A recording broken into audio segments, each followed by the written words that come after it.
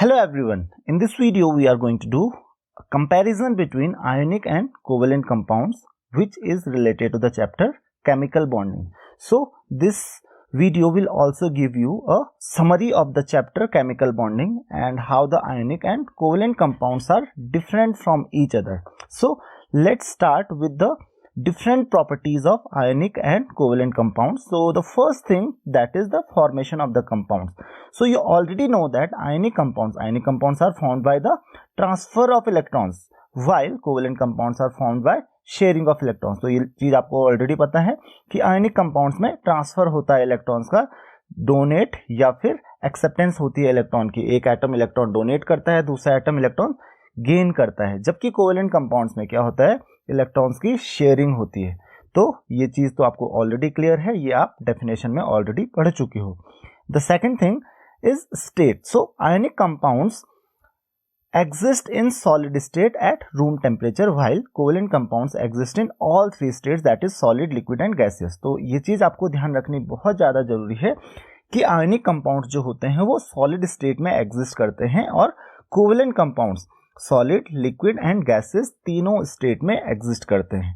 तो इसका रीजन मैंने आपको ऑलरेडी वीडियो में बताया है कि आयनिक कंपाउंड्स में क्या होता है. आयनिक कंपाउंड्स में होते हैं ions, positive and negative ions. तो क्या होता है कि कोई भी पॉजिटिव आयंस होते हैं, positive ions are surrounded by negative ions and then similarly negative ions are surrounded by positive ions. तो नेगेटिव आयंस को पॉजिटिव आयंस सराउंड करते हैं, फिर पॉजिटिव आयंस को नेगेटिव आयंस सराउंड करते हैं. तो इस तरीके से नेगेटिव नेगेटिव पॉजिटिव का एक नेटवर्क फॉर्म होता है जहां पे आयंस एक दूसरे को टाइटली होल्ड करके रखते हैं. अब एक पॉजिटिव आयन जो होगा वो अपने चारों तरफ के नेगेटिव आयंस को होल्ड करके रखेगा. उसी तरीके से एक नेगेटिव आयन जो होगा वो अपने चारों तरफ जितने भी उसके पॉजिटिव आयंस हैं उसको होल्ड करके रखेगा. तो इसकी वजह से जो आयन के बीच में इलेक्ट्रोस्टैटिक फोर्स ऑफ अट्रैक्शन होता है काफी ज्यादा स्ट्रांग होता है. और आपको पता है कि जो स्टेट होती है मैटर की वो इस चीज पे बहुत ज्यादा डिपेंड करती है कि फोर्स ऑफ अट्रैक्शन कितना है पार्टिकल्स के बीच में. तो यहाँ पे क्या होता है आयनिक कंपाउंड्स में, क्योंकि force of attraction between ions क्या होता है, बहुत ज्यादा स्ट्रांग होता है इलेक्ट्रोस्टैटिक फोर्स ऑफ अट्रैक्शन. जबकि कोवेलेंट कंपाउंड्स में बेसिकली जो फोर्स ऑफ अट्रैक्शन होता है that is called van der Waals force of attraction. इसका आप ध्यान रखेंगे, that is known as van der Waals force of attraction. अब ये van der Waals force of attraction जो होता है that is the weakest force of attraction. ये सबसे वीक फोर्स ऑफ अट्रैक्शन होता है और ये जनरली मॉलिक्यूलर मास बढ़ने पे बढ़ता है. तो इसीलिए आपने देखा होगा कि कोवेलेंट कंपाउंड्स आपको सॉलिड स्टेट में भी मिलेंगे, लिक्विड में भी मिलेंगे और गैसियस स्टेट में भी मिलेंगे. जैसे कि आपने देखा होगा डिफरेंट कंपाउंड्स जो होते हैं, जैसे HCl जो होती है that is a covalent compound. तो ये क्या, एक गैस है. लेकिन अगर वहीं H2O की बात करें, वाटर की बात करें, तो ये क्या है, एक लिक्विड है. उसी तरीके से आप ऑर्गेनिक कंपाउंड्स जो होते हैं, जो कोवेलेंट कंपाउंड्स होते हैं, बहुत सारे ऑर्गेनिक कंपाउंड्स क्या होते हैं, सॉलिड्स भी होते हैं. तो कोवेलेंट कंपाउंड्स आपको हर स्टेट में देखने को मिल सकते हैं क्योंकि इसमें van der Waals force of attraction generally मिलेगा आपको देखने को, और ये बहुत वीक होता है, इसीलिए आपको गैसेस, लिक्विड या सॉलिड स्टेट में देखने को मिलेंगे. लेकिन आयनिक कंपाउंड्स में क्या होता है, बहुत ज्यादा strong electrostatic force of attraction होता है इनके बीच में, तो इसीलिए आपको हमेशा सॉलिड स्टेट में ही देखने को मिलेंगे. नेक्स्ट टॉपिक है आपका मेल्टिंग एंड बॉइलिंग पॉइंट. तो मेल्टिंग एंड बॉइलिंग पॉइंट्स का अगर कंपैरिजन करें तो आयनिक कंपाउंड्स का जो मेल्टिंग और बॉइलिंग पॉइंट्स होते हैं वो बहुत ज्यादा हाई होते हैं as compare to covalent compounds. Covalent compounds के लो मेल्टिंग पॉइंट्स या बॉइलिंग पॉइंट्स होते हैं as compare to ionic compounds. तो यहाँ पे भी सेम रीजन है जैसे कि हमने पीछे देखा था कि उनकी स्टेट कौन सी होती है, क्योंकि मेल्टिंग और बॉइलिंग पॉइंट इसी फैक्टर पे डिपेंड करते हैं कि पार्टिकल्स के बीच में फोर्स ऑफ अट्रैक्शन कितना स्ट्रांग है. तो आपको ऑलरेडी पता है कि आयनिक कंपाउंड्स में क्या होता है, strong electrostatic force of attraction होता है. और इस वजह से क्योंकि आयंस के बीच में strong electrostatic force of attraction होता है, इसीलिए ions are held together strongly. तो ये इजीली मेल्ट या फिर बॉयल नहीं होते हैं. लेकिन कोवेलेंट कंपाउंड्स में there is a weak van der Waals force of attraction. Due to that they can melt or boil easily at low temperature. तो low temperature पे भी वो melt या boil हो जाते हैं. That's why covalent compounds have low melting points as compared to ionic compounds. तो ये चीज आपको समझ में आ गई होगी कि मेल्टिंग और बॉइलिंग पॉइंट्स हम कैसे कंपेयर करते हैं. देखिए एग्जाम में आपको केवल ये नहीं पूछा जाएगा कि आप ये डिफरेंस बताइए, कभी कभी ये चीजें भी पूछी जाती हैं कि ऐसा होता है क्यों है, कि आयनिक कंपाउंड्स का मेल्टिंग पॉइंट हाई क्यों होता है, कोवेलेंट कंपाउंड्स का लो क्यों होता है. तो आपको उसका रीजन भी पता होना चाहिए. तो यहाँ पे हम रीजन के साथ चीजों को डिस्कस करेंगे. The next is electricity conduction. तो इलेक्ट्रिसिटी कंडक्शन की अगर बात आती है, so ionic compounds do not conduct electricity in solid state. यहाँ पे मैंने मेंशन नहीं किया, सॉलिड में ये इलेक्ट्रिसिटी को कंडक्ट नहीं करते हैं, they do not conduct electricity in solid state but they can conduct electricity in molten as well as aqueous solution. तो इस चीज का आप ध्यान रखेंगे कि आयनिक कंपाउंड सॉलिड स्टेट में तो इलेक्ट्रिसिटी कंडक्ट नहीं करते हैं, लेकिन मॉल्टन स्टेट या फिर एक्वस सॉल्यूशन में ये इलेक्ट्रिसिटी कंडक्ट कर पाते हैं। If you talk about covalent compounds, they generally do not conduct electricity molten as well as in aqueous solution. तो वो मॉल्टन स्टेट में भी इलेक्ट्रिसिटी कंडक्ट नहीं करते हैं, एक्वस सॉल्यूशन में भी इलेक्ट्रिसिटी कंडक्ट नहीं करते हैं। However there are few compounds like जो पोलर कोवेलेंट कंपाउंड्स होते हैं वो इलेक्ट्रिसिटी कंडक्ट कर सकते हैं, but generally if you talk about non polar covalent compounds they do not conduct electricity in molten और एक्वस सॉल्यूशंस। अब क्वेश्चन आता है व्हाई ये इलेक्ट्रिसिटी कंडक्ट क्यों नहीं करते हैं जबकि आयनिक कंपाउंड्स इलेक्ट्रिसिटी कंडक्ट करते हैं। तो देखिए, इलेक्ट्रिसिटी कंडक्ट करने के लिए we need charge, that is rate of flow of charge is called electric current. तो इलेक्ट्रिक करंट के लिए हमको क्या करना चाहिए, चार्ज फ्लो होना चाहिए। अब चार्ज आएगा कहां से, तो आपको ऑलरेडी पता है in ionic compounds there are positive and negative ions, लेकिन जब ये सॉलिड स्टेट में होते हैं तो सॉलिड स्टेट में positive and negative ions are held together very strongly by strong electrostatic force of attraction. तो क्योंकि ये सॉलिड स्टेट में पॉजिटिव और नेगेटिव आयंस जो होते हैं एक दूसरे को टाइटली होल्ड करके रखते हैं, इस वजह से आयंस तो होते हैं, चार्ज तो होता है, लेकिन it is not allowed to move, ये मूव नहीं कर सकता है। क्यों, क्योंकि आयंस एक दूसरे को टाइटली होल्ड कर रहे हैं और इलेक्ट्रिक करंट फ्लो होने के लिए चार्ज का मूव होना जरूरी है, चार्ज का फ्लो होना जरूरी है। तो इस वजह से क्या होता है कि सॉलिड स्टेट में ये इलेक्ट्रिक करंट कंडक्ट नहीं करते हैं, इलेक्ट्रिसिटी कंडक्ट नहीं करते हैं, लेकिन जैसे ही ये मेल्ट होते हैं मॉल्टन स्टेट में आयंस क्या होते हैं, फ्रीली मूव करने लगते हैं इधर उधर। सिमिलरली इन एक्वस सॉल्यूशन में भी आयंस फ्रीली मूव करने लगते हैं और इसकी वजह से क्या होता है कि जो आयंस जो हैं वो अब क्योंकि फ्रीली मूव कर रहे हैं तो वो इलेक्ट्रिसिटी कंडक्ट कर सकते हैं एक जगह से दूसरी जगह। आयंस, क्योंकि आयंस के पास चार्ज होता है और चार्ज मूव करेगा तो इलेक्ट्रिसिटी कंडक्ट हो सकती है। लेकिन कोवेलेंट कंपाउंड्स में basically non polar covalent compounds में क्या होता है, क्योंकि ये आयंस इनमें होते नहीं है, चाहे वो सॉलिड हो या लिक्विड हो या फिर जो आपके एक्वस सॉल्यूशन में हो, क्योंकि इनमें आयंस होते नहीं है और क्योंकि आयंस नहीं होते हैं तो बिना आयंस के, क्योंकि चार्ज ही नहीं है तो इलेक्ट्रिसिटी कहां से कैरी करेगा। तो इस वजह से covalent compounds electric current carry नहीं करते हैं। लेकिन ध्यान रखिए कुछ पोलर कोवेलेंट कंपाउंड्स होते हैं जैसे HCl हो गया, right.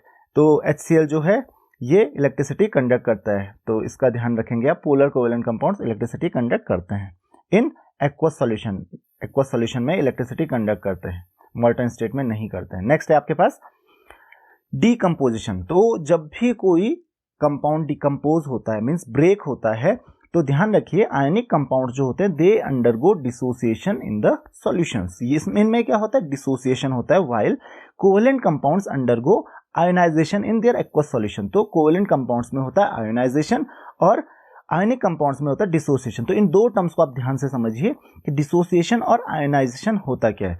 Remember, dissociation is the separation of ions of an ionic compound. तो आपको ऑलरेडी पता है ionic compounds consist of ions, ionic compounds में आयंस होते हैं, वो ऑलरेडी होते हैं वहां पे, मींस आयंस फॉर्म नहीं होते हैं उसके बाद, क्योंकि आयनिक कंपाउंड है तो उसमें आयंस तो होंगे ही, पॉजिटिव और नेगेटिव आयंस होंगे। तो पॉजिटिव और नेगेटिव आयंस क्या होता है कि जब आप इसको वाटर में डिसॉल्व करते हो, तो ये पॉजिटिव और नेगेटिव आयंस क्या हो जाते हैं। फॉर एग्जांपल जैसे NaCl है तो NaCl में Na+ और Cl- आयंस ऑलरेडी होते हैं, लेकिन जब आप इसको वाटर में डिसॉल्व करते हो तो Na+ और Cl- आयंस क्या हो जाते हैं, अलग हो जाते हैं। तो इसको हम कहते हैं dissociation. Dissociation is the process of separation of ions. तो सेपरेशन होता है आयंस का, आयंस पहले से ही प्रेजेंट होते हैं, सिर्फ जब उनको आप वाटर में डिसॉल्व करते हो आयनिक कंपाउंड्स को तो आयंस अलग हो जाते हैं, पहले वो कंबाइंड होते हैं और डिसॉल्व करने पे वो सेपरेट हो जाते हैं, और इसी सेपरेशन को हम कहते हैं dissociation. But if you talk about covalent compounds, in covalent compounds ionization takes place. तो ये आयोनाइजेशन, इस टर्म पे ध्यान दीजिए, आयोनाइजेशन पे, आयोनाइजेशन यहाँ पे होता है। तो एक एग्जांपल मैं आपको देता हूं, for example HCl। So what is the meaning of ionization? Ionization is the process of formation of ions. नाम ही उसका देखिए क्या है, आयोनाइजेशन, मतलब आयंस का फॉर्म होना। Process of formation of ions is known as ionization, तो कोवेलेंट कंपाउंड्स में होता है आयनाइजेशन। आयनिक कंपाउंड्स में आयनाइजेशन नहीं होता, क्योंकि फॉर्मेशन ऑफ आयंस का मतलब क्या हुआ, आयंस आयनिक कंपाउंड्स में तो पहले से ही आयंस होते हैं, अब फॉर्म कहाँ से होंगे, जब वो ऑलरेडी हैं आयंस वहाँ पे, तो फॉर्मेशन नहीं होता है वहाँ पे, सिर्फ सेपरेट होते हैं आयंस, आयंस पहले से ही प्रेजेंट होते हैं। लेकिन formation of ions is known as ionization. तो कोवेलेंट कंपाउंड्स में होते हैं मॉलिक्यूल, जैसे HCl का मॉलिक्यूल होता है, तो आयंस होते ही नहीं है। लेकिन जब आप इसको वाटर में डिसॉल्व करोगे, it will form H+ ion and Cl- ion. तो ये H+ और Cl- आयन बाद में फॉर्म करेगा, पहले ये HCl का मॉलिक्यूल होता है। तो यहाँ पे आयंस होते नहीं है, जब आप इनको डिसॉल्व करते हो तो ये आयंस फॉर्म करना शुरू करता है, तो this is known as ionization. लेकिन डिसोसिएशन में क्या होता है, डिसोसिएशन होता है आयनिक कंपाउंड्स में, आयनिक कंपाउंड्स में पहले से ही आयंस होते हैं, बस वो सेपरेट हो जाते हैं जब उनको आप डिसॉल्व करते हो। नेक्स्ट है आपके पास सॉल्युबिलिटी। तो अगर सॉल्युबिलिटी को कंपेयर किया जाए तो ionic compounds are highly soluble in water, but covalent compounds are not soluble in water, they are generally insoluble in water. तो कोवेलेंट कंपाउंड्स जो होते हैं, ज्यादातर कोवेलेंट कंपाउंड्स इनसॉल्युबल होते हैं, एक्सेप्ट पोलर कोवेलेंट कंपाउंड्स। जो पोलर कोवेलेंट कंपाउंड्स होते हैं, they are highly soluble in water. तो जनरली आयनिक कंपाउंड्स डिसॉल्व हो जाते हैं वाटर में, कोवेलेंट कंपाउंड्स नहीं हो पाते हैं। और इसका भी एक रीजन है, जनरली जो पोलर या फिर आयनिक कंपाउंड्स होते हैं वो वाटर में डिसॉल्व हो जाते हैं, लेकिन नॉन पोलर कंपाउंड्स जो होते हैं, एक कॉन्सेप्ट होता है लाइक डिसॉल्व लाइक का, क्योंकि वाटर भी क्या होता है, पोलर होता है, तो इसीलिए water, because water is polar compound, तो ये पोलर कंपाउंड्स को इजीली डिसॉल्व कर लेता है, लेकिन नॉन पोलर को नहीं कर पाता है। कोवेलेंट कंपाउंड ज्यादातर नॉन पोलर होते हैं, इस वजह से ये वाटर में डिसॉल्व नहीं हो पाते हैं, लेकिन पोलर कोवेलेंट कंपाउंड्स फिर भी वाटर में मोस्टली डिसॉल्व हो जाते हैं। आयनिक कंपाउंड्स भी एक टाइप से पोलैरिटी शो करते हैं, वहां पे आयंस ऑलरेडी सेपरेट होते हैं, पॉजिटिव और negative ion, for example NaCl, तो Na+ और Cl- आयन सेपरेट होंगे, तो इस वजह से ये इजीली डिसॉल्व हो जाते हैं पोलर कोवेलेंट कंपाउंड्स या फिर आयनिक कंपाउंड्स, लेकिन non polar covalent compounds dissolve नहीं होते हैं। नेक्स्ट है आपके पास केमिकल रिएक्शंस। तो what about chemical reactions? Ionic compounds generally undergo very fast chemical reactions while covalent compounds undergo slow reactions. तो generally जो ionic reactions होती हैं फास्ट होती हैं as compared to covalent reactions. अब क्वेश्चन आता है कि ऐसा क्यों होता है कि ionic compounds की जो रिएक्शन होती हैं वो फास्ट होती हैं, मीन्स ionic रिएक्शन फास्ट होती हैं, और जो कोवेलेंट कंपाउंड्स की जो रिएक्शंस होती हैं, कोवेलेंट रिएक्शन स्लो होते हैं। तो बेसिकली आपको पता है कि ionic compounds consist of ions, तो यहाँ पे आयंस होते हैं, जैसे Na+Cl-, मैंने बहुत सारे एग्जांपल आपको दिए, बहुत बार एग्जांपल दिया, तो यहाँ पे आयंस ऑलरेडी होते हैं। तो रिएक्शन के लिए सिर्फ आयंस को क्या होना होता है, सेपरेट होना होता है, इनमें सिर्फ इलेक्ट्रोस्टैटिक फोर्स ऑफ अट्रैक्शन है। लेकिन कोवेलेंट कंपाउंड्स में क्या होती है, शेयरिंग होती है इलेक्ट्रॉन्स की। अब शेयरिंग करेंगे तो ये क्या हो गए, फिर ये जो इलेक्ट्रॉन पेयर शेयर करते हैं, मान लेते हैं दो एटम्स हैं, जैसे HCl है, तो HCl में क्या हुआ, इन्होंने एक इलेक्ट्रॉन पेयर शेयर किया होता है, तो ये बॉन्ड क्या होगा, पहले ब्रेक होगा, यहाँ पे दो तरीके का सेपरेशन होता है, हेटेरोलिटिक, होमोलिटिक, तो ये प्रोसेस थोड़ा लेंदी होता है, पहले उसको ये बॉन्ड ब्रेक करना पड़ेगा, फिर उसके बाद दूसरे कंपाउंड के साथ कंबाइन होगा, तब जाके रिएक्शन होगी। तो इस वजह से क्या होता है, ये रिएक्शन थोड़ा स्लो हो जाते हैं, क्योंकि बॉन्ड को ब्रेक करने में भी थोड़ा सा टाइम लगेगा इसको, that's why reactions are quite slow. So I hope you have understood the concept of chemical reactions in ionic and covalent compound. तो ये कंपैरिजन बहुत ज्यादा इंपॉर्टेंट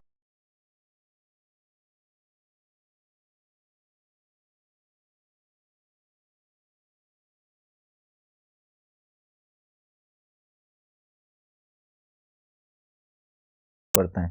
सो आई होप कि आपको ये लेक्चर समझ में आ गया होगा। अगर आपकी कोई भी क्वेरीज हैं, you can ask your question in comments. Thank you very much.